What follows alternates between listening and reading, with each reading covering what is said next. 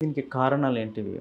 కారణాలనేవి ఏజ్‌ని బట్టి డిఫరెంట్‌గా ఉంటాయనుకోండి. చిల్డ్రన్స్ అనుకోండి వాళ్ళకి ఇన్ఫెక్షన్స్ కానీ, ఓకే. తర్వాత డ్యూరింగ్ డెలివరీ అప్పుడు ఏదన్నా బ్రెయిన్‌కి బ్లడ్ సర్క్యులేషన్ తగ్గినప్పుడు గానీ, ఓకే. ఏమన్నా చిన్న మెదడులో ట్యూమర్స్ వచ్చినప్పుడు అని కామన్‌గా చూస్తుంటాం.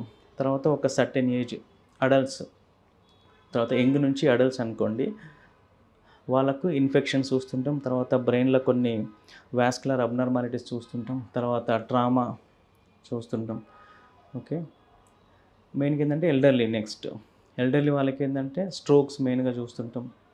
తర్వాత ట్యూమర్స్ ఉంటాయి. తర్వాత హెడ్ ఇంజ్యూరీస్, ట్రామా ఉంటది. సో, అట్లా. సో, ఏ ఏజ్ వాళ్ళని బట్టి ఆ ఏజ్‌లో ఉండే కండిషన్స్ అనేవి కొంచెం డిఫరెంట్ ఉంటాయి. ఇంకొకటి చిల్డ్రన్స్‌లో జెనెటిక్ కాజెస్ ఉంటాయి. ఓకే. వాళ్ళకు జెనెటిక్ ప్రాబ్లమ్ ఏదైనా ఉన్నప్పుడు మెయిన్‌గా చిల్డ్రన్స్‌లోనే మనకు ఫిట్స్ అనేది చూస్తుంటాం.